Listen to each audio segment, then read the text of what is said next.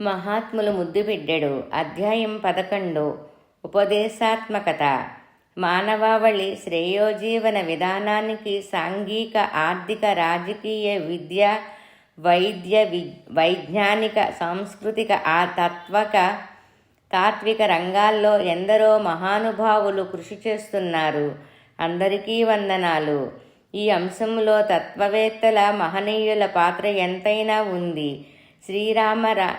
శ్రీరామ, శ్రీకృష్ణ, బుద్ధ, జగద్గురు శంకరాచార్యులు, మహ్మద్ ప్రవక్త, క్రీస్తు, గురునానక్, కబీర్, తుకారాం, మీరాబాయ్, యోగి వేమన, పోతులూరు వీర బ్రహ్మేంద్రస్వామి, రామకృష్ణ పరమహంస, స్వామి వివేకానంద, అరవింద ఘోష్, షిరిడి సాయినాథుడు, భగవాన్ రమణ మహర్షి మొన్నగు మహాత్ముల ఆచరణ సందేశాల ద్వారా మన జీవన విధానానికి మార్గం తెలుసుకోగలుగుతున్నాం.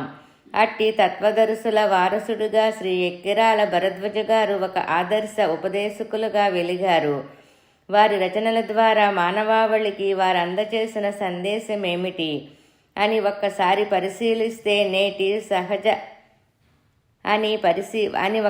పరిశీలిస్తే నేటి సమాజ రుగ్మతలు, మతఘర్షణలు, కులతత్వాల వంటి సంకోచిత ధోరణుల నివారణకు కావలసిన దివ్య ఔషధం వారి రచనల్లో దండిగా, మెండుగా, తెప్పలుగా లభిస్తుంది.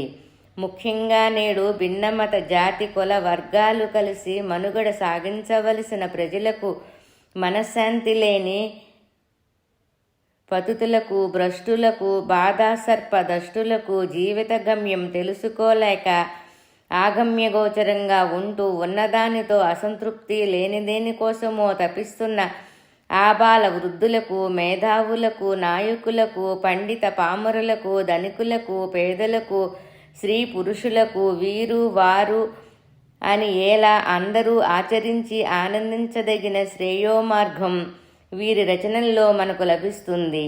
వారు ఏం చేశారో అది చెప్పారు, ఏం చెప్పారో అదే చేశారు. అదే ఆచార్యుల వారిలోని సుగుణం. ఏ సిద్ధాంతానికి అమ్ముడుపోక, సంకుచిత భావాల్ని మన నెత్తిన రుద్దక, జిజ్ఞాస కలిగించి గాఢమైన విశ్వాసాన్ని పాదుకొల్పి మనల్ని ఆధ్యాత్మికత వైపు, ధార్మిక క్రియాశీలత వైపు నడిపించడమే వారి ఉపదేశాత్మకత. మత సామరస్యం. మతద్వేషంతో మంట కలుస్తున్న మానవావళికి మానవతా విలువల్ని తెలియచేస్తూ అన్ని సాంప్రదాయాల ఆదర్శమో ద్వేయమో ఒక్కటేనని తన నిత్య జీవితాన్ని ఒక ఉదాహరణగా గడిపారు మాస్టారు. కుల, వర్గ, మత భేదాలకు, కీచులాటలకు స్వస్తివాక్యాలు పలుకుతూ సమైక్య జీవన, ఆధ్యాత్మిక జీవనానికి నిత్యమంగళం సంధానిస్తారు. మతం పేరిట సంఘర్షణలు, లూటీలు, మారణ హోమాలు వీరి దృష్టిలో భ్రష్టతకు పరాకాష్ఠయే. మతం ఏదైనా సాటి వారిని ద్వేషించడం కన్నా పాపం మరొక్కటి లేదు. అలా ద్వేషిస్తూ దానిని సమర్థించుకోవడానికి మత గ్రంథాలను పఠిస్తే సైతాన్ పవిత్ర గ్రంథాలను వల్లించినట్లవుతుంది అంటారు. వీరి భావాలకు అనుగుణంగానే సాయి లీలామృతము, సాయినాథ ప్రబోధామృతము, ఏది నిజం, మతం ఎందుకు, విజ్ఞాన వీచికలు, శ్రీ తాజుద్దీన్ బాబా చరిత్ర, టిబెట్ యోగి మిలేరప మొన్నగు గ్రంథాలు మత సామరస్యతకు పరాకాష్ఠగా నిలుస్తాయి. శ్రీ సాయి లీలామృతములో షిరిడీ సాయి జీవిత విధానాన్ని పరిచయం చేస్తూ వారి తల్లిదండ్రులు, జననకులు మతాలు ఏమిటో తెలియవు కానీ వారు అన్ని మత సంప్రదాయాలను గౌరవించేవారని, వారి వద్ద కాశీనాథ్, ఉపసాని శాస్త్రి, నానా చందోర్కర్, శ్యామ, మహల్సాపతి, దాసుగణు, తాత్య, కుసాభువు మొన్నగు శుద్ధ స్తోత్రియులకు హిందూ భక్తులు హీడాబేగ్, చోటేఖాన్, యాకూబ్, ఢిల్లీ, అమీరుద్దీన్, నాందేడ్, అబ్బాసేట్, ఇమాంభాయ్, దర్వెన్ షా, బన్నేమియా మొన్నగు ముస్లిం భక్తులు, సిద్ధపురుషులు, శిష్యులు, చక్రనారాయణ్ మొన్నగు క్రిస్టియన్ భక్తులు పర్షియన్ భక్తులు ఉండేవారని, వారందరినీ సమానంగా చూస్తూ ఎవరి సాంప్రదాయాన్ని వారు అనుసరించుకోమని చెప్తూ వచ్చేవారిని భరద్వాజ్ వివరిస్తారు. ముస్లిం భక్తులచే నమాజ్, ఫాతిహా, ఖురాన్ చదివించేవారని, ముస్లిం ఫకీర్లు విశ్రాంతి గృహాలైన తాకియాకు వెళ్ళి ఫకీర్లతో కలిసి గజ్జె కట్టి నృత్యం చేస్తూ అరబ్బీ, పార్సీ భాషల్లోని భక్తి గీతాల్ని, కబీరతత్వాన్ని పాడేవారని, హిందూ భక్తులచే గీత, దాసబోధ, శ్రీరామ విజయం, శ్రీ గురుచరిత్ర, విష్ణు సహస్రనామం మొన్నగు గ్రంథాలను చదివించేవారని, అగ్నిహోత్ర కార్యాన్ని నిర్వహించేవారని, పార్సీ మతస్థులకు శ్రీరామనవమి రోజున హిందూ ముస్లించే చందనోత్సవాలు నిర్వహించేవారని పేర్కొంటారు. ఒకరోజు బడేబాబా హిందువును ముస్లింగా మార్చగా ఆ వ్యక్తితో సాయి, నీ అబ్బను మార్చుకున్నావట్రా అని హుంకరించి వాడి చెంప పగలగొట్టినట్లు చిత్రించిన సన్నివేశాల్లో సంఘంలో కరుడుగట్టిన మత మౌఢ్యానికి తగలుతుందా చెంపపెట్టు అనే ఉత్కృష్ట సందేశాన్ని భరద్వాజ గారు మనకు అందిస్తున్నారు.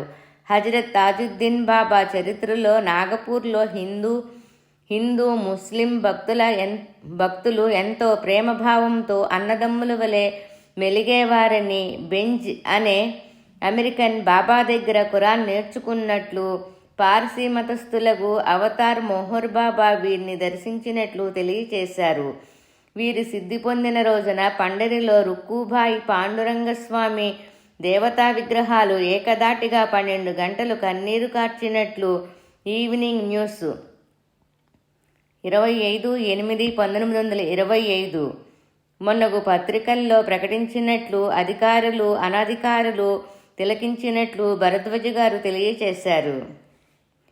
అక్కలకోట స్వామి చరిత్రలో ఆ స్వామి షేక్ నూరుద్దీన్ దర్గా, కాజీఫీర్ దర్గాలను దర్శించేవారని, వీరి వద్ద భిన్నమత ప్రజలు ఐక్యతతో సోదరభావంతో మెలిగేవారని వివరిస్తారు.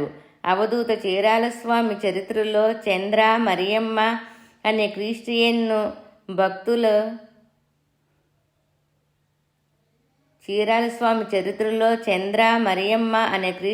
భక్తులు స్వామిని క్రీస్తుగా భావించి సేవించేవారని తెలియచేస్తారు. మతం ఎందుకు? విజ్ఞాన వీచికలు గ్రంథాల్లో మతం మనిషిని నిష్క్రియునిగా చేస్తుంది అనేవి బూజుపట్టిన భావాలని నేటి వైజ్ఞానిక యుగంలో అలా అనటం సరికాదంటారు. చదువు, ధనం, రాజకీయాలు, సామాజిక ధర్మాలు ఇవన్నీ మొదటి సమాజంలో దుర్వినియోగం అయినంత మాత్రాన వీటి ప్రాధాన్యతను రూపుమాపలేము, సంస్కరించుకోవాలి. అలానే మతం విషయంలో కూడా అంటారు భరద్వాజ. విద్యార్జన సరిగా చేయని విద్యార్థిని చూచి విద్యే వద్దని, ధన దుర్వినియోగం చేసేవారిని చూచి ధనమే వద్దని, అన్ని అనార్థాలకు మూలం ధనమే అనడం ఎలా ఉంటుందో అలాంటిదే మతాన్ని నిరసించడం అంటారు.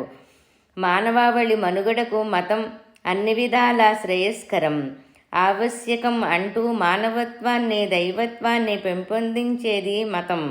మానవుడే మాధవుడు, మానవ సేవే మాధవ సేవ అనే దృక్పథం నేర్పేదే మతం, అన్యం కాదు అంటూ ఇందుకు సరియగు అవగాహన బుద్ధ, క్రీస్తు, మహ్మద్, కబీర్, గురునానక్, షిరిడీ సాయి, తాజుద్దీన్ బాబా, అవధూత చివటం అమ్మ, ఆనందమాయి మాత లాంటి మహాత్ముల జ్ఞానుల సన్నిధి ద్వారా, వారి చరిత్ర పఠనల ద్వారా లభిస్తుందంటారు. మహర్షులు, జ్ఞానులు వారు కనుగొన్న పరమసత్యాన్నే ఏకం సత్ విప్రా బహుదా వదంతి, ఉన్న ఒక సత్యాన్నే పండితులు అనేక విధాలుగా చెప్పారు. అనోభద్రః క్రతువో యస్తు విశ్వతః, ఉత్తమ భావాలు సర్వదిక్కుల నుండి కలుగుగాక. సర్వే జనా సుఖినో భవంతు, లోకా సమస్తా సుఖినో భవంతు అని ప్రార్థించగలిగారు. ద్వేషానికి, సంకుచితత్వానికి తావు లేదు. సంకుచితత్వం అజ్ఞానం అన్న అంధకారం వైపు కాక నిజం అన్న వెలుగు వైపుకే మన మనసులను తీసుకుపోవుగాక అన్నదే చరమ ప్రార్థన. సరిగా అర్థం చేసుకోవాలే కానీ ఏ మత సిద్ధాంతమైనా ఒకే సత్యాన్ని చెబుతుంది. మృత్పిండ ఏకో బహుభాండ రూపః సువర్ణమేకం బహుభూషణాని గోక్షీరమేకం బహుధేను జాతం ఏకః పరాత్మ బహుదేహ వర్తి. మట్టి ఒక్కటే, కొండల రూపాలనేకం, బంగారం ఒక్కటే, ఆభరణాలు బహురూపాలు, వివిధములైన ఆవుల నుండి వచ్చినప్పటికీ పాలు ఒక్కటే. అట్లే దేహాలు అనేకమైన అందుండే పరమాత్మ ఒక్కడే. ఖురాన్లోని క్రింద వాక్యాన్ని పరిశీలించిన మత సామరస్యత కనబడుతుంది. అన్ని మతాలు భగవంతుని చేత ఏర్పాటు చేయబడ్డవే, ఆయనను పొందుటకు తగిన మార్గాలే. మీరు మతంలో నేర్చుకొనుటకు ఇతరులను బలవంతం చేయవచ్చా? ఎప్పుడో ఒకప్పుడు భగవంతుని అనుగ్రహం ప్రతివారికి రానే వస్తుంది. మీ ఇష్టం వచ్చిన పేర్లతో భగవంతుని పిలువుడు. ఆయన పేర్లన్నీ గొప్పవే. ప్రతి జీవికి భక్తి మార్గాన్ని ఏర్పాటు చేసి ఉన్నాము. వారు మార్గములను అనుసరించవచ్చు. వారిలో వారు కలహించరాదు అంటే పోట్లాడుకోరాదు. ఈ సత్యాన్నే యేసు నీకు ఇతరులు ఏమి చెయ్యాలనుకుంటున్నారో నీవది ఇతరులకు చెయ్యి అని ప్రవచించుటములో అది సహనానికి సామరస్యానికే వెలుగు బాటని, మతద్వేషానికి దూషణకు కారణం కాదని తెలుస్తుంది.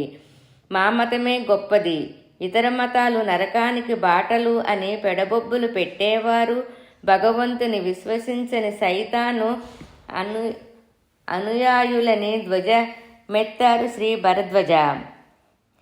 మతమేదైనా మహా ఆనందాన్ని పొందటమే మనకు కావలసింది. పదార్థం ఏదైనా ఆకలి తీరడమే కదా ప్రధానం. గురి కోసం గుర్తులు పెట్టుకొని గుర్తుల్లోనే చిక్కుకొని గురిని మరిచిపోరాదంటారు. కులతత్వ నిరసన. చాతుర్వర్ణం మయా సృష్టం అన్న గీతా వాక్య భావాన్ని ఈనాడు సమాజంలో తలక్రిందులు చేశారు. దేహంలోని అవయవాల్లో వేటి ప్రాధాన్యత వాటిదే. ఒకటి తక్కువ ఒకటి ఎక్కువ అనుకొని వాటి పట్ల నిర్లక్ష్యం అనూహ్యం పెంచుకుంటున్నామా? అట్లే సమాజంలోని కులాలు వర్ణాలు వృత్తులు కూడా కలవారినే గౌరవించటం, ఉన్నవారిని చిన్నుచూపు చూడటం, ఉన్నత కులం తక్కువ కులం అనే నికృష్ట భావాలను నేటి సమాజం నూరిపోస్తోంది అంటారు భరద్వజ. ఇటు ప్రజల నుండి అటు ప్రభుత్వం వరకు, అటు ఆధ్యాత్మికవాదులు మొదలుకొని ఇటు సమాజ సిద్ధాంతవాదుల వరకు ఏ అట్టడుగు బడుగు ప్రజల ఉద్ధరణ కొరకు తమ తెలివితేటల్ని వినియోగిస్తున్నారో అట్టి దీన జనోద్ధరణలో జీవితాన్ని అంకితం చేసిన వారు శ్రీ పాకలపాటి గురువుగారు. సీలేరు అడవుల్లోని చెంచులు, కోయలు, బోయలు బట్టలు కూడా కట్టుకోవటం సరిగా తెలియని ఆ అమాయక నాగరికులను ఋషి సంతతిగా భావించి, వారి కన్నీరును పన్నీరుగా భావించి, వారిలో ఒక్కరగా తను కలిసిపోయి వారి హృదయాల్లో ప్రేమతత్వాన్ని మొలకెంతించి వారి జీవితాల్లో కాంతిరేఖలు వెదజల్లిన 100కి 100 పాళ్ళు మానవతావాది సామ్యవాది శ్రీ పాకలపాటి గురువుగారు. అట్టి వారి జీవిత విశేషాన్ని బయల్పరిచి ఈ సభ్య సమాజానికి ఎరకపరచుటలో కృషి సల్పిన భరద్వజ గారు అటువంటి ప్రజల పట్ల సానుభూతిని చూపెట్టడంతో సరిపెట్టుకోలేక అహంకారముతో కూడిన జాలిని అంతస్తుల్ని వదిలి నిజమైన ప్రేమ వాత్సల్య హృదయాలతో కులాతీత మానవతా దృక్పథంతో చూడండి అనే ఉత్కృష్ట సందేశాన్ని అందిస్తున్నారు. తాజుద్దీన్ బాబా చరిత్రలో చపాతీలు తింటూ ఎదురుపడ్డ హరిజనుడి నుండి బాబా చపాతీలు తీసుకొని తినడం, ఎందరో నివేదనగా ఆహార పదార్థాలు తీసుకొని రాగా వాటిలో హరిజన శ్రీ గంగాబాయి తెచ్చిన నివేదనాన్ని ఆప్యాయంగా తీసుకోవడం, భగవాన్ శ్రీ వెంకయ్యస్వామి చరిత్రలో ఆశ్రమంలో స్వామి చుట్టూ ఉన్న భక్తులు వారి కులాల్ని మరిచి స్వామి సేవలో జీవిస్తున్నట్లు ఒక యానాది శ్రీ చేపల బుట్టతో చింకీ గుడ్డలతో పోతుండగా పిలిచి 10 రూపాయలిచ్చి అన్నం పెట్టించి చీర ఇప్పించి పంపడం, మాల మాదిగలు నీలోనే ఉన్నారు, అది లేకుండా అందరినీ సమానంగా చూచుకో, దేవుడు కనపడతాడు అని స్వామి చెప్పడంలో, షిరిడీ సాయి జీవిత చరిత్రలో తమ కులమేది అని అడిగిన న్యాయవాదితో శ్రీ సాయి మాది దైవకులం, వయసు లక్షల సంవత్సరాలు, నీలో అంత్యజుడున్నాడు, వాణ్ణి వెడలగొట్టు అని చెప్పటంలో, అక్కలకోట స్వామి చరిత్రలో హరిజనుడు ఇంట్లో స్నానం చేసి స్వామి దగ్గరకు వచ్చిన భక్తుణ్ణి ఆశ్రమంలోకి రాకుండా అడ్డగించిన సేవకుణ్ణి స్వామి దూరంగా ఉంచడం, అందరి కులాల వారి దగ్గర వివక్షత లేకుండా స్వామి భిక్ష తీసుకుంటున్నందుకు అభ్యంతరం చెప్పిన ఒక బ్రాహ్మణుడితో స్వామి, నీవు మీ తల్లికి ఇమాం బక్షి అను ముసల్మానుకు అక్రమ సంబంధం వలన పుట్టావని చెప్పారు. భక్తులు స్వామి జీవిత వివరాలడగగా యజుర్వేద బ్రాహ్మణునని, కాశ్యప గోత్రం, నరసింహబాన్ పేరు అని రాసి మీనరాశి అని మరొకసారి మా తల్లిదండ్రులు మాదిగవారు, వృత్తి తోళ్ల పని అని మళ్ళీ అడిగితే చెప్పు తీసుకొడతా అని స్వామి అన్నట్లు ఘాటుగా, సూటిగా, వాడిగా, వేడిగా ఆచార్యుల వారు రచనల్లో పేర్కొనటంలో ఎవరికైనా జనన కుల ప్రసక్తి అనవసరమని ప్రబోధిస్తున్నారు. అలాగే కులాన్ని అడిగిన వారిని చెప్పు తీసుకొడతా అని అక్కలకోట స్వామి హెచ్చరించారు. జాగ్రత్త సుమా అని మాస్టారు మనకు ఉద్బోధిస్తున్నారు. అనేక మహానుభావుల పాదార విందాల వద్ద త్రికరణశుద్ధిగా తలవంచి వారి సేవ చేసుకున్న భరద్వాజ కులపిచ్చి అనే భ్రమలో మ్రగ్గి మానవత్వాన్ని కోల్పోవద్దు. అందరిది ఒకే కుటుంబం అయినప్పుడు ఇంకొక కులానికి తావెక్కడిది అని మనల్ని ప్రశ్నిస్తున్నారు. వివేకానందులు వారి దృష్టిలో కూడా నేటి వర్ణ వ్యవస్థ సమాజానికి పట్టిన చెదల పుట్టతో సమానమన్నది స్పష్టం. భక్త కబీరు వేమన భావాలు ఇటివే కదా. మూఢనమ్మకాల తిరస్కరణ, శ్రేయస్సు కలిగించే వాటిని కోరుకుంటూ బాధను కలిగించేవి ప్రక్కకు వదిలేస్తాడు మనిషి. సంప్రదాయాల రూపంలో అనవసరమైనవి మనలను వెంటాడుతుంటాయి. వాటినే మూఢాచారాల్లాగా, మూఢనమ్మకాలుగా చెప్పుకుంటాము. ప్రకృతిలో ప్రతిదానికి వృద్ధి, క్షయం, పునరుద్ధరణ సహజమైనట్లు ధర్మానికి కూడా సహజమే. కాలక్రమేణా ధర్మములో మూఢాచారాలు చోటు చేసుకోవడం జరిగింది. మతం పేరిట జంతుబలులు, నరబలులు, బాల్య వివాహం, సతీ సహగమనం లాంటివి ఇవి వెర్రితలలు వేసి చట్టాలను సహితం నోరు ముయించే స్థాయిలో ఎదిగాయి. కుటుంబ నియంత్రణ విషయంలో నారు పోసేవాడు నీరు పోయడా అనేది పామర ప్రజల్లో నాటుకొని పోయిన భావం. కుటుంబ నియంత్రణ పొరపాటు పాపం అనే మూఢభావనతో ప్రశ్నించిన వారికి భరద్వాజ గారి అది పాపమని తలిస్తే మంచి బిడ్డలుగా పోషించకపోవడం ఇంకా పాపం. నారు పోసిన వాడే నీరు పోయడా అనేది మెట్ట వేదాంతం. నారు పొయ్యవలసింది మానవుడే, అయితే నీరు పొయ్యవలసింది మానవుడే అంటారు. పాపం లేని కుటుంబం, నియంత్రణ దంపతులిద్దరూ ఇంద్రియ నిగ్రహం కలిగి ఉండడమే. అది లోపించాక బిడ్డలను కనకుండటం పాపం కాజాలదు అనే చక్కని సందేశాన్ని అందించడం ద్వారా ఎన్నో హృదయాలకు ఊరట కలిగించారు రచయిత.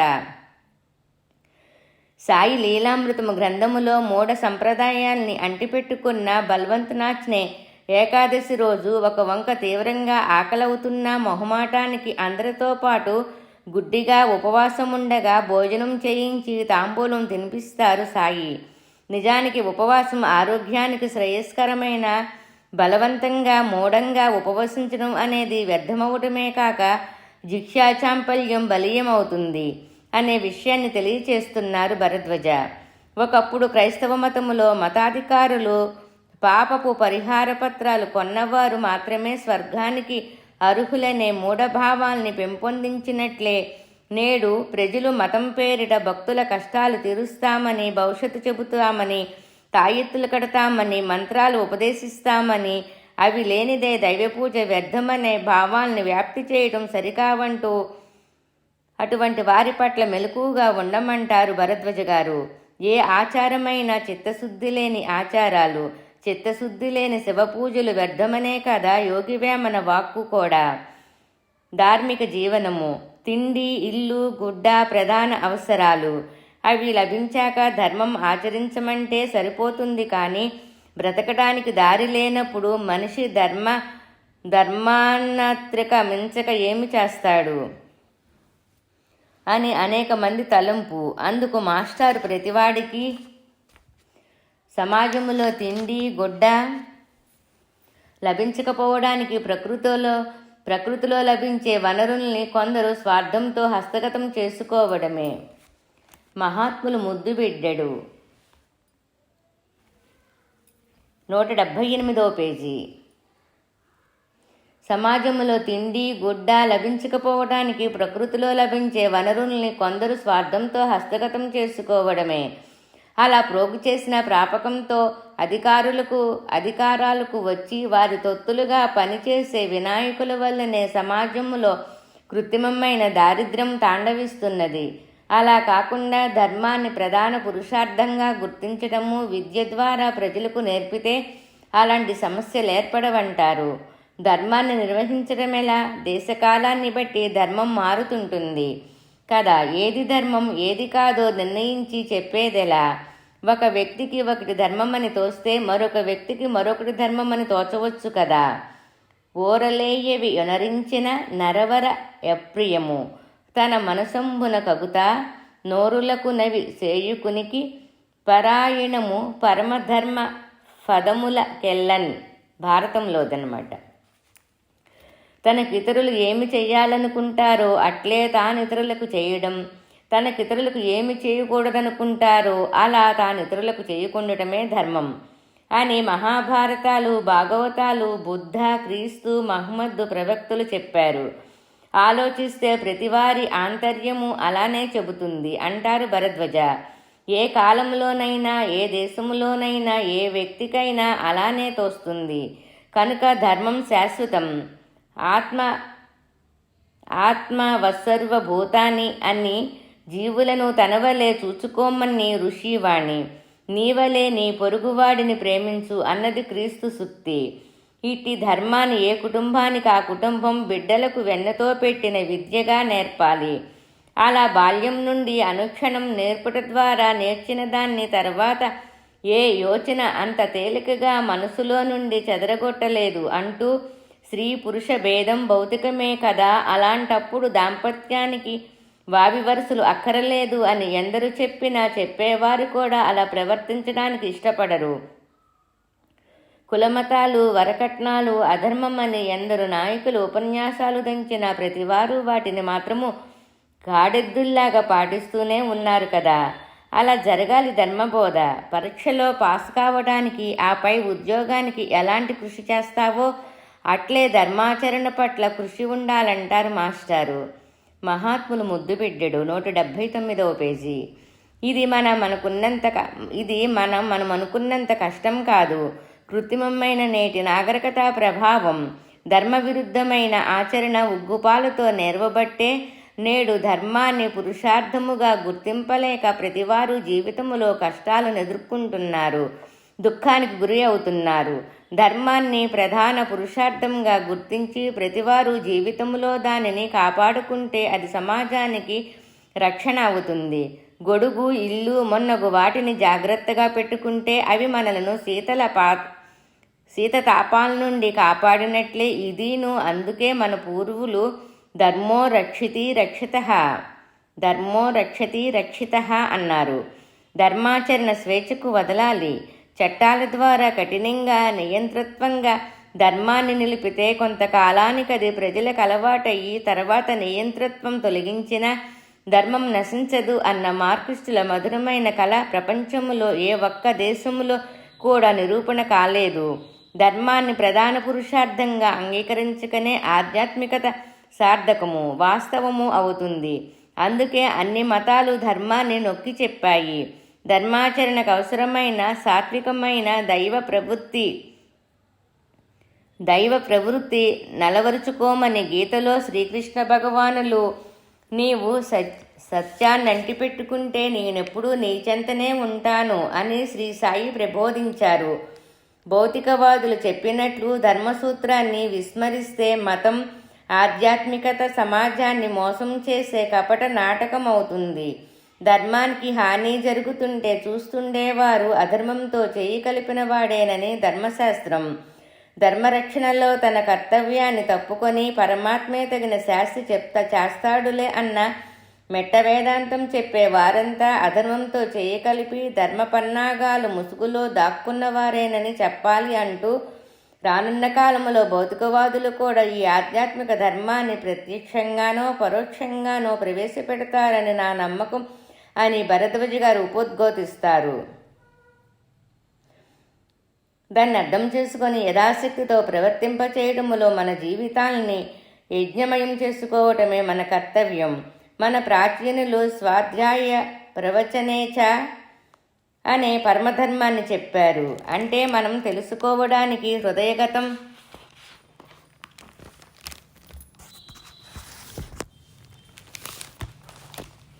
హృదయగతం చేసుకోవడానికి అట్టి ధర్మాలను తెలిపే గ్రంథాలని చదువుకోవాలి. మరలా మనము తెలుసుకున్నవన్నీ సాటివారికి ఎవరికి చెప్పదగిన రీతిన వారికి చెప్పాలి. ఈ రెండూ చెయ్యని సోమరి ధర్మానికి చేటు కలిగించే వారిలో ప్రథముడు అంటూ సత్సంగం సద్గోష్ఠుల ద్వారా అనతకాలంలో దేశం యావత్తు జాతి రామరాజ్యం అవడంలో సందేహం లేదు అని ప్రబోధిస్తున్నారు భరద్వాజ. సర్వగతమైన ఆత్మ అన్ని జీవుల రూపాల్లోనూ ఉన్నాడన్న అవగాహనతో జీవించడం ఒక్కటే ధర్మాచరణకు ముఖ్యం. మార్కిజం మానవతావాదం మొన్నగు నాస్తికోద్యమాలు కూడా చివరకు ధర్మ ప్రచారం చేయడం చూడవచ్చు అంటారు రచయిత. శ్రీ సాయి మహాత్ములు ముద్దుబిడ్డడు 180వ పేజీ. ఈ పేర ముఖ్యమైనది. ఐహిక జీవితమంతా అంతఃకరణ మాలిన్యాన్ని సోకకుండా చూచుకోవడమే జీవిత ఫలానికి రాగద్వేషాదులు అసూయ పురుగులు పట్టకుండా అధర్మం అనే పశువులు మెయ్యకుండా చూచుకొనడమే ధర్మం. అందుకే ధర్మాన్ని నిర్దిష్టమైన ఆచరణలో రక్షిస్తే అది మనల్ని రక్షించి జీవిత సాఫల్యాన్ని అందిస్తుంది. అట్టి ధర్మసేతువు నిర్మాణానికి పరికరాలుగా మనం ఉపయోగపడడం మన అదృష్టం అంటూ అరటిపండు వలిచి చేతిలో పెట్టినట్లు వివరిస్తూ ధార్మిక జీవనాన్ని గూర్చి మనుషుల్లో ఉన్న అపోహలు తొలగించి దాని పట్ల వారికి చక్కని అవగాహన ఆసక్తిని కలిగిస్తారు. సాధనాయోగం. యోగ చిత్త వృత్తి నిరోధ. మనసు అన్నింటికీ మూలం. మనసు ప్రశాంతంగా ఉండుటచే శరీర ఆరోగ్యం చక్కగా ఉంటుంది. వాస్తవానికి శాంతి ఆనందాలు మానవునికి సహజం. సాధనాయోగం గూర్చి భరద్వాజ గారు అతి సులువైన మార్గాలను ఉదాహరణలను చెప్పారు. గాఢ నిద్రలో కొరతలేని తృప్తి శాంతుల్ని ప్రతి ఒక్కరూ అనుభవిస్తారు. నిజ జీవితంలో పొందలేనిది గాఢ నిద్రలో ఎలా వస్తుంది అని అది తెలిస్తే దానిని మెలకువలో కూడా పొందవచ్చును. గాఢ నిద్రలో ఎలాగైతే ఇంద్రియాలు మనసు కట్టడి అవుతాయో మెలకువలో కూడా వాటిని కట్టడి చేసుకునే స్తోమత మనకున్నది. అది గుర్తించడమే ఆధ్యాత్మిక క్రమశిక్షణ అంతా. పంట రావాలంటే పొలంలో కలుపు మొక్కలు రాళ్ళు లేకుండా తెగుళ్ళు సోకకుండా చూసుకోవాలి. అట్లాగే మనసులో అనవసరపు ఆలోచనలు రాకుండా పుస్తక పఠనం, సమాజ సేవ కార్యక్రమాలు, విధి నిర్వహణ, వ్యాయామ, క్రీడలు, సత్సంగ నిర్వహణ మొన్నగునవి చెయ్యాలి. మనసుకు ప్రాణ చలనానికి దగ్గర సంబంధం ఉన్నది. మనసులోని ఆలోచనల ప్రవాహాన్ని అరికట్టి ప్రాజెక్టు కట్టినచో అందుండి ఉత్పన్నమైన విద్యుత్ శక్తితో ఎన్నో గొప్ప విషయాల్ని సాధించవచ్చు. ఈ భావాన్ని నిలుపుకున్నప్పుడు క్రమంగా మనోవృత్తులు అణిగి ఒకే శక్తి చైతన్యం నిండి ఉండాలన్న భావాన్ని సాధుకుని చైతన్యాన్ని ధరిస్తుంది. దీనినే బ్రహ్మ తదాకర వృత్తి అంటారు. ఆ భావన స్థిరపడ్డాక తాను శరీరానికి పరిమితము అని అనుభావము తొలగి విశాలతత్వం కలుగుతుంది. దానినే జీవన్ముక్తి అని, క్రీస్తు దానినే భగవంతుని సామ్రాజ్యంగా kingdom of heaven on earth చెప్పారంటారు భరద్వాజ. రోజులో ఏ నిర్ణీత కాలంలో స్వల్పంగా సాధన చేసినా తక్కిన రోజంతా అజ్ఞాన విషయాల్ని మనకు తెలియకుండానే చేస్తుంటాము. రాగద్వేషాలు తొలగినంత కాలము రాగద్వేషాలు తొలగనంత కాలము మధురమైన మాటల్లో ఆధ్యాత్మిక భావాల్ని గుబాలించిన తనలో ఫలితం రానందున ఆధ్యాత్మికత ఒక కట్టుకథ అన్న అపోహ కలిగి సాధకుడు భ్రష్టుడవుతాడని ఉద్ఘోషిస్తారు ఆచార్యులు. నిత్య సాధనకు వేదిక. చుట్టూ ఉన్న ప్రపంచమే సాధన స్విచ్ వంటిది. కరెంటు ఉన్న స్విచ్ వేయకపోతే లైట్ వెలగదు. ఈశ్వరానుగ్రహం కుండపోతగా కురుస్తున్నా అహం గొడుగులా అడ్డుకుంటుంది. ఈ అడ్డుగోడను తొలగించడమే ఆధ్యాత్మిక సాధన. సాధనకు పరిస్థితులు అనుకూలించడం లేదు అనడం సరికాదు. మన జీవన విధానం వృత్తిని ఎన్నుకోవడంలోనే సాధనకు అనుకూలంగా ఉండే వాటిని ఎన్నుకోవాలంటారు భరద్వాజ. మన జీవన విధానం వృత్తిని ఎన్నుకోవడంలోనే సాధనకు అనుకూలంగా ఉండే వాటిని ఎన్నుకోవాలంటారు భరద్వాజ. పశుపక్షాదులుగా జీవించటములో తృప్తి చెందక సృష్టి గురించి దాని పరమావధి గురించి అన్వేషించి పరిజ్ఞానాన్ని పొందజోడటం మానవ నైజంలోని ముఖ్యాంశం. జ్ఞానమంటే తాను వేరు జగత్తు వేరు అనే భేదభావాన్ని విడిచి సర్వవ్యాపకమైన చైతన్యమే తానని అనుభవపూర్వకంగా గుర్తించడమే. సాధనకంతటికి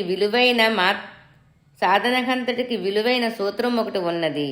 అన్నీ మనకు ప్రసాదించిన భగవంతుడికి ప్రతీదీ సమర్పించి మిగిలినది ఆయన ప్రసాదంగా స్వీకరించటమే. కాలాన్ని తెలివితేటల్ని కూడా నిత్యము స్నాన భోజనాల్లాగా పారాయణ నిత్య జీవితములో భాగంగా చూసుకోవాలి. అందుకు వ్యర్థంగా గడిపే కాలాన్ని వినియోగిస్తే చాలు. మహాత్ములు ముద్దు బిడ్డడు 182వ పేజీ. వాస్తవం అనుభవం తేడా గమనించాలి. ఇంద్రియానుభవమే వాస్తవం కాదు.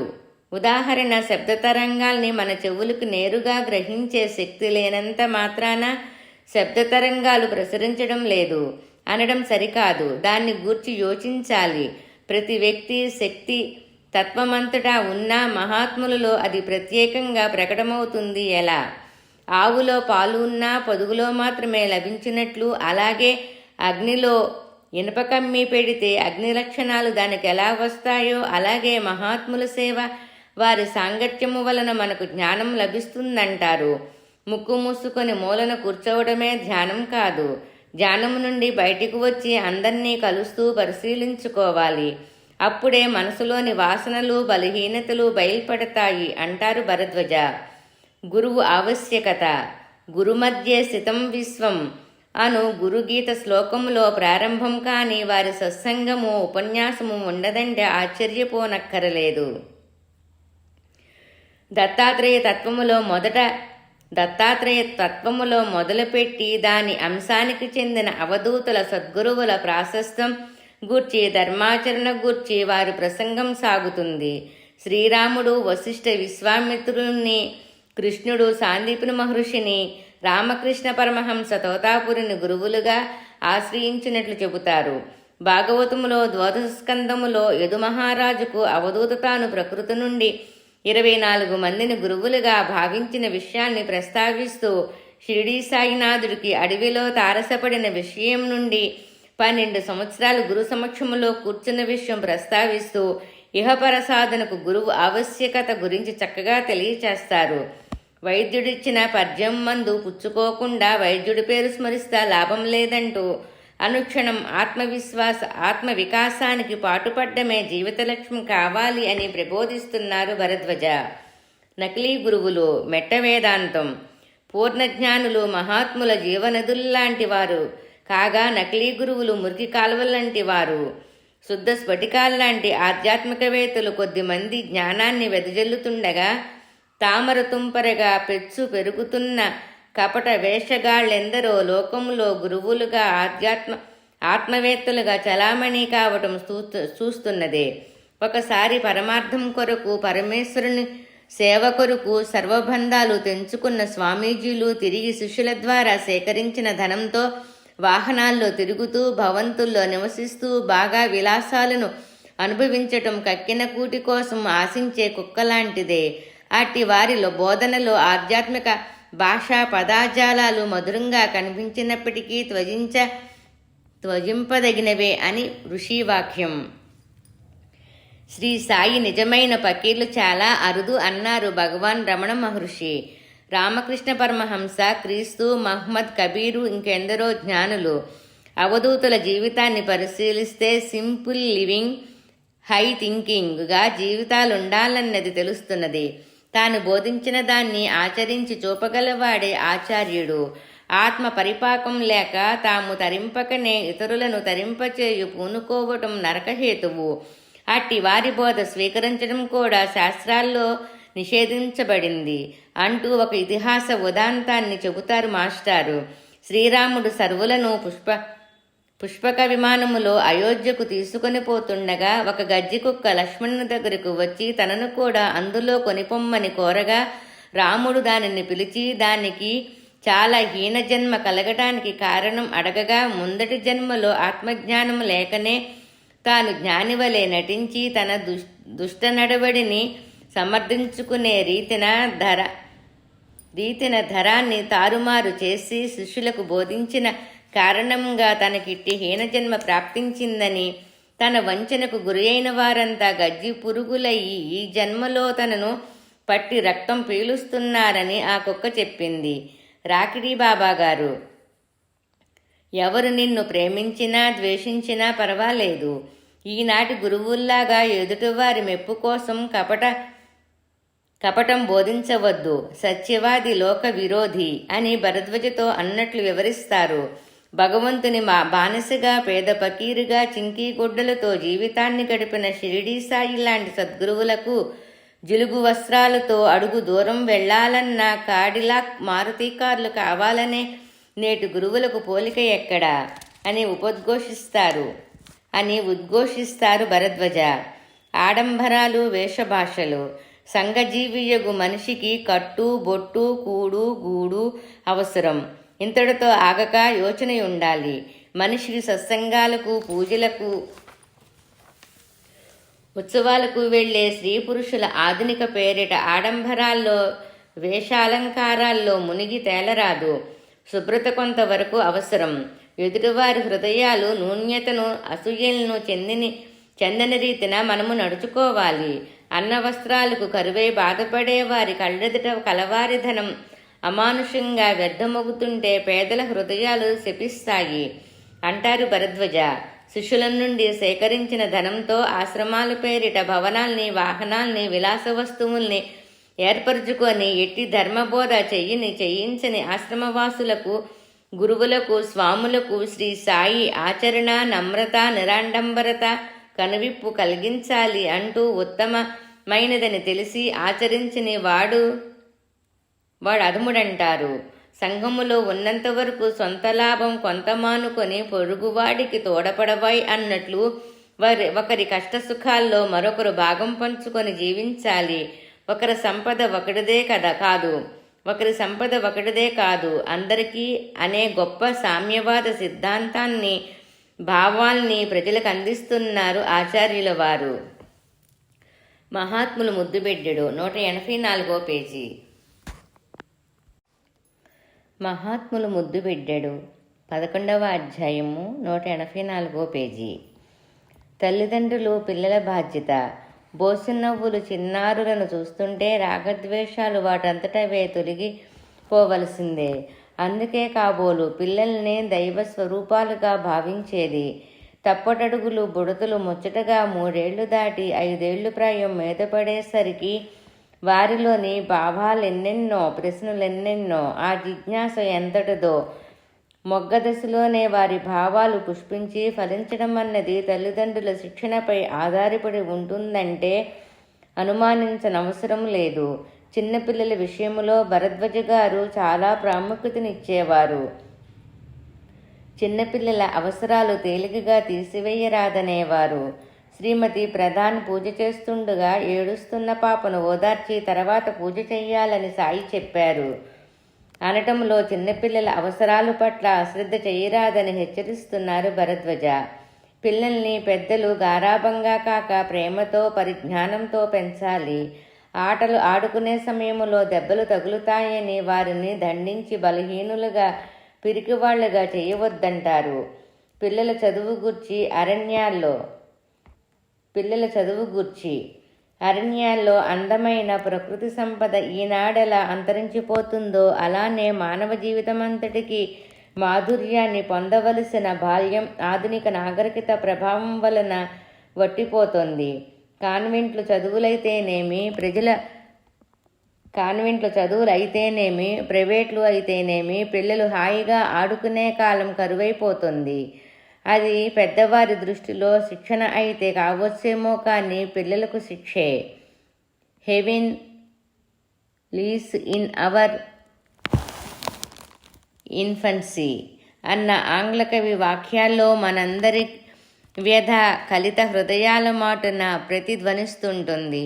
భావి జీవితములో బంగారు జీవితాల్ని పిల్లలకు అందించాలని, అధిక విద్యావంతులయ్యి అత్యున్నత ఉద్యోగాలు పొందాలనే తపనతో ముచ్చటలులకే 3 ఏళ్ల పసిబిడ్డలను తల్లిదండ్రులు మిలిటరీ సిపాయిల్లాగా సులువును మోస్తున్న బాలయేసుల్లాగా వీపున బరువుమైన పుస్తకాలు సంచిని తగిలించి చదువులకై కసాయి శాలలకు పంపినట్లు పంపటం వల్ల హాయిగా ఆడుకునే కాలం పిల్లలందరికీ కరువైపోయిందన్నది భరద్వాజ గారి అభిప్రాయం. బాల్యంలో శరీరం అతి శీఘ్రంగా ఎదిగినట్లే పిల్లల మనసు కూడా వికసింపగల సామర్థ్యాన్ని కలిగి ఉంటుంది. అందుకే వారు అంతు లేకుండా పెద్దలపై అనేక ప్రశ్నలతో దాడి చేస్తారు. వారు మనసు నెరిగి తగిన రీతిన చెప్పగలవారు దొరకాలే కానీ ఆ వయసులో నేర్చినంత విద్యను మరే వయసులోనూ నేర్వరని చెప్పాలి. ఆహ్లాదకరంగా ఆకర్షణీయంగా పిల్లలకు అందించేదిలా ఆకర్షణీయంగా పిల్లలకు అది చెందేలా విద్య ఉండాలి. ప్రేమతో బాధ్యతలతో రంగరించిన క్రమశిక్షణతో వ్యక్తిగత శ్రద్ధతో పిల్లలకు అందించగల నైపుణ్య గురువులకు కావాలి. వారికి కావలసిన అవసరాలకు వారి పసి నరాలకు అక్షరాలు దిద్దుటకు అదుపు లభించే లోపల ఆటపాటలు పద్యాల రూపంలో కబుర్ల ద్వారా పరిజ్ఞానాన్ని అందించాలి. యూనిఫామ్ విషయంలో కూడా మన దేశ పరిస్థితులకు అనుగుణంగా గాలి తగిలే దుస్తులు ఎన్నుకోవలసిందంటారు. పుస్తకాలు బరువుల్ని తగ్గించి తోట పనులు, కళల్ని, యోగాసనాల లాంటివి నేర్పించాలి. పెన్నీ విష్ ఫౌండ్ ఫులిష్ అన్న నానుడిని అనుసరించి తాత్కాలికమైన సౌలభ్యాన్ని ఆశించి పిల్లల యావజ్జీవిత శ్రేయస్సును సుఖశాంతులను తల్లిదండ్రులు బలిచేసినట్లవుతుంది. నేటి విద్య ద్వారా ఏమి నేర్చుకుంటున్నారు? సాటివాడు చస్తున్నా గుక్కుడు మంచినీళ్లు పోయని సంస్కృతిని, నిర్మాణాత్మక పనుల్లో అవరోధాలు కల్పించడాన్ని, పైసా కోసం ఎంత నీచానికైనా దిగజారి పాపపు సొత్తు కూడబెట్టి సమాజములో అధికులమైనట్లు అహంకరించడాన్ని తప్ప నేటి విద్య వల్ల జరిగేదేమున్నది? సమాజానికి ఉపయోగకరమైన పనిచేసే మానవత్వము, నిజాయితీని కూడా లేకుండా చేస్తుంది. నేటి విద్య సహజంగా పిల్లల్లో ఉండే జిజ్ఞాసను, సంతోషాన్ని పెంపొందించేదే నిజమైన విద్య అని భరద్వాజ గారి అభిప్రాయం. యువతరానికి ప్రబోధం. తమకు సత్యమని నిరూపణ కానిదాన్ని, హేతుబద్ధమని రుజువు కానిదాన్ని ధైర్యంగా వ్యతిరేకిస్తామంటుంది యువతరం. సత్యమవునో కాదో తెలియాలంటే కొంత యోచన కావాలి, పరిజ్ఞానం కావాలి. నానాటికి ఊహించలేనంతగా మనిషి విజ్ఞానం పెరిగిపోతున్న ఈ కాలంలో నేటి యువతకు గ్రంథపఠనం అంటేనే భయం. సంవత్సర కాలంలో ఒక పాఠ్య గ్రంథాన్ని చదివి పాసు కావాలంటే బాధపడుతూ చిన్న పైసా కూడా విలువ చెయ్యని చీటీ ముక్కకు ఎక్కువ విలువనిచ్చి కాఫీలు కొట్టడానికి ప్రయత్నించే వారిలో ఆలోచనా శక్తిని నశింపచేసే సినిమా కబుర్లు మాత్రమే ఉంటాయి. అలాంటి వారు ఒక విషయం హేతుబద్ధమవునో కాదో ఎలా నిర్ణయిస్తారు? సాటి వారి గుర్తింపు కొరకు ప్రాకులాడేవారు అది లభించదేమోనన్న ఆందోళన, భయమే వారిని నిర్వీర్యులుగా చేస్తుందంటారు భరద్వాజ గారు. ప్రేమతత్వం. శ్రీ పాకలపాటి గురువుగారి చరిత్రలో గురువుగారు అమాయకులు, అనాగరికులు, అడవిజాతి ప్రజల యోగక్షేమాలకై వారి జీవితాల్లో కాంతి కిరణాలు వెదజల్లుటకై వారిలో ఒకటిగా కలిసిపోయి ప్రేమతో వారి పట్ల జీవించారు అని చెప్పడంతో ప్రేమతత్వాన్ని కలిగి ఉండాలని బోధిస్తున్నారు. తాజుద్దీన్ బాబా చరిత్రలో కాబా కంటే మానవ హృదయం విలువైనది. ఒక వ్యక్తి దుఃఖాన్ని తొలగించితే నీవు చేసే ప్రతి యాత్రల్లోనూ 1000 సార్లు నమాజు హాజీలు చేసినంత ఫలితం వస్తుంది అని. సారాయి త్రాగు, ఖురాన్ తగలబెట్టు, దేవాలయంలో నివసించు, కానీ ఏ మానవుని మనసు గాయపరచకూడదు అని చెప్పారు తాజుద్దీన్ బాబా గారు. మిలేరెప బాహ్యమైన వస్తు సామాగ్రితో నా స్తూపాలు నిర్మించే బదులు మీ హృదయాలపై ప్రేమ పతాకం ఎగరవేయండని వెంకయ్య స్వామి వద్ద రమణయ్య అనే సేవకుడు మస్తానయ్యను వరై అని పిలవగా అది విని, అయ్యా వరై అన్నది ఎవరు? అతనికి పాపం 300 లెక్కలు వ్రాసారయ్యా అన్నారు. ఆ లెక్కలు ఎలా పోతుంది స్వామి అంటే, అనుభవిస్తే పోతుంది అనుటలో మానవత్వ ప్రేమతత్వ పరిమళాలు గుబాళిస్తున్నాయి. షిరిడీ సాయి నిరంతరం భక్తుల కష్టాలు తీర్చడంలోనే కాలం గడిపారు. వారి జీవితం మానవత్వానికి ప్రేమతత్వానికి పరాకాష్ఠయే. వివిధ మత సంప్రదాయాలు సార్థకమవడానికి మానవతే ప్రేమతత్వ విలువలే మూలమని భరద్వాజ గారు పేర్కొంటారు. పని ప్రతిఫలం. కాలాన్ని వృధా చేయక చక్కటి కృషి చేయాలి అంటారు. కృషితో నాస్తి దుర్భిక్షం. బాబా నిరంతరం లేండి తోటపని, దుని వెలిగించటం చేసేవారు. భక్తులకు అన్నం వండి పెట్టడం, వారి కష్టాల్లో పాలు పంచుకోవడమే వారికి తెలుసు. ఏదైనా ఒప్పుకున్న పనిని సంపూర్ణంగా చెయ్యి లేదా ఒప్పుకోకు తెలుసా అని చెప్పేవారని. కబీరు నూలు వడకడం, భగవాన్ రమణులు ఆశ్రమంలో వంట పని, గోడలు కట్టడం లాంటివి చేసేవారని చెబుతారు. దేవునిపైన భారం వేసిన మన ప్రయత్నంలో లోపం చెయ్యరాదు. మహమ్మద్ ప్రవక్త ఒకసారి ఎడారిలో ప్రయాణిస్తుండగా నమాజుకు సమయం కాగా ఒంటె దిగి ఇసుకలో గొంజపాతి దానికి ఒంటెను కట్టి వెళ్ళి నమాజ్ చేస్తారు. తోటి ప్రయాణికులు అల్లాను ప్రార్థించేటప్పుడు కూడా అంత జాగ్రత్తగా ఒంటెను గుంజకు కట్టాలా? అల్లాపై నీకు నమ్మకం లేదా? అంతా అల్లాయే చూచుకుంటారు కదా అంటారు. దానికి బదులుగా ప్రవక్త, మన ప్రయత్నం మనం చెయ్యాలి అంటారు. ఇలాంటి చక్కని ఉదాహరణల ద్వారా మానవ ప్రయత్న లోపం ఉండకూడదంటారు భరద్వాజ. ఊపిరి సలపకుండా పని చెయ్యాలంటారు. ప్రతిఫలం. ఇతరులు చేసిన సేవకు చక్కని ప్రతిఫలం ఇవ్వాలి. నిచ్చెన తెచ్చిన వ్యక్తికి శ్రీ సాయి 2 రూపాయలు ఇవ్వటం. అట్లే వెంకయ్యస్వామి సిద్ధలయ్య కొండకు వెళ్ళాలి బండి తెమ్మని చెప్పగా, బండి తెచ్చిన తర్వాత ఈ రోజు వద్దు అని చెప్పి బండివాడికి వేరొక చోట పనిపోయింది కావున వాడికి రావలసిన 6 రూపాయలు ఇవ్వండి అని భక్తులకు స్వామి చెప్పుటలో ప్రతిఫలం ఇవ్వవలసింది కేవలం చేసిన పనికి మాత్రమే కాక అందుకు వారు పడిన శ్రమ, చేసిన త్యాగానికి కూడా అని వివరిస్తారు మాస్టారు. వెంకయ్యస్వామి దగ్గర ఒక భక్తురాలు ప్రజలకు వడ్లు అరువుగా ఇచ్చి నోము అనే పేరుతో లాభం గడించేది.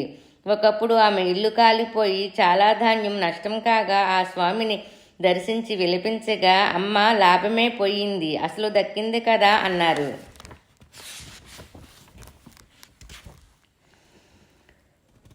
నారాయణరెడ్డి అను భక్తునితో స్వామి వడ్డీ విషయంలో కూడా ధర్మముండాలయ్యా అని భరద్వాజ పేర్కొనటంలో అమానుషంగా అధిక వడ్డీల పేరుతో సంసారాన్ని కూలద్రోయవద్దని బోధిస్తున్నారు. మహాత్ములు ముద్దుబిడ్డెడు 188వ పేజీ 11వ అధ్యాయము. కృతజ్ఞత. భరద్వాజ గారు కృతజ్ఞత గురించి అనేకసార్లు ఇలా చెప్పారు. రోజంతటిలోనూ సంధ్యావందనం, వైశ్యదేవం లాంటి విధులు, దానం మొదలగు ధర్మాలు మొదలు వాటి ద్వారా ఆ భగవంతునికి మనము కృతజ్ఞత చెప్పుకుంటాము. ఇట్లే దేవతలకు, ఆధ్యాత్మిక అనుగ్రహ పాత్రులైన ఋషులకు కృతజ్ఞతలు తెలుపుకోవాలి. ఒక్క మాటలో చెప్పాలంటే నీతి ధర్మాచరణ యావత్తూ భగవంతుని పట్ల కృతజ్ఞతతో కూడిన విధేయతాభావమే. ఇట్టి ఆచరణ అనుక్షణం భగవంతుని రూపాలైన జీవులన్నిటి పట్ల కలిగి ఉండాలని బోధిస్తున్నారు. వెంకయ్యస్వామి చరిత్రలో స్వామి చెల్లెలు ఆయన్నెంతో ప్రేమగా చూచేది. ఆయన ఎక్కడెక్కడో తిరిగి ఇంటికి వచ్చేసరికి వారి కోసం అన్నం ఉంచి ఎదురు చూసేది. అందుకు ప్రతిగా స్వామి కుటుంబం ప్రతిగా స్వామి కుటుంబ ఆస్తిలో తమ వాటా ఆమెకే ఇప్పించారు. కృతజ్ఞత అంటే అలా ఉండాలి అంటారు. సినిమాలు చూడటంలో తప్పేమిటి అని అడిగిన వారితో అశ్లీలాన్ని, హింసను, గుండాయిజాన్ని నేర్పే సినిమాలకు మీరెలా పోతున్నారు? అలా మీ చెల్లెళ్ళు, కూతుర్లు, తల్లి ప్రవర్తిస్తే సహించగలరా? ఒప్పుకుంటారా? మీ ఇంట్లో వారికి వేశ్యబుద్ధులు నేర్పి నైతికంగా పతనం చేసే భావాల్ని కలిగించే వాటికి రోజు హాయిగా సంతోషంగా ట్యూషన్ ఫీజు చెల్లిస్తున్నారు. పెళ్ళాం పిల్లలు నిజంగా అలా ఉన్నా సహించి ఊరుకోగలవాడే నైతికంగా పతనం చేసే సినిమాలకు వెళ్ళగలిగేది. అది గుర్తుపెట్టుకొని ఆ టికెట్ డబ్బుతో ఆకలితో వాడి కన్నం పెట్టించి వాడి కళ్ళల్లో కనిపించే భావం చూడాలి. అంతే ఆ దరిద్రం వదిలిపోతుంది అని నేటి సినిమాల పరిస్థితిని వర్ణిస్తూ వ్యక్తి శీలాన్ని కలిగించని సినిమాలను చూడటం ఏమాత్రం తగదు అంటారు. దేశభక్తి. దేశమంటే మట్టి కాదోయ్, దేశమంటే మనుషులోయి. తల్లిదండ్రుల పట్ల, పెద్దల పట్ల, సాటి వారి పట్ల, దేశం పట్ల భక్తి ప్రేమ లేనివాడు ప్రపంచ దేశాల ప్రేమ భక్తిని ఎలా పెంపొందించుకోగలడు? వైషమ్యం, స్వార్థపరత్వం, కౌటిల్యం, ఈర్ష్యలు, స్పర్ధలు మనిషిలో చోటు చేసుకుంటే అది విషవృక్షంలా పెరిగి చుట్టూ సమాజాన్ని, దేశాన్ని, ప్రపంచాన్ని సైతం తారుమారు చేస్తుంది. వీటి కారణంగానే అతి దీర్ఘకాలం మనం విదేశీయుల పాలన క్రింద మ్రగ్గామన్నది చరిత్ర సత్యం. బ్రిటిషు రాజ్యాన్ని పారద్రోలే యత్నంలో స్వరాజ్యోద్యమ నాయకుల్లో మేటి అయిన బాలగంగాధర్ తిలక్, అరవింద ఘోష్, మహాత్మా గాంధీలలో ఆధ్యాత్మిక దృష్టి ఉన్నంతకాలం మన రాజకీయ రంగం కూడా ప్రపంచాన్ని ఆశ్చర్యచకితులను చేసిందంటారు భరద్వాజ.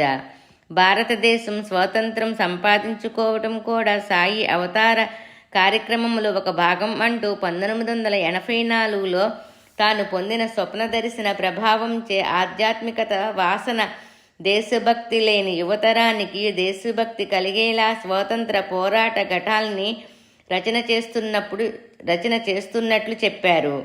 సర్వే జనా సుఖినో భవంతు, లోకా సమస్తా సుఖినో భవంతు అని మహర్షుల వారు కోరిన దానిని మరవటం వల్లనే మన దేశం ఇలా ఉన్నాయి.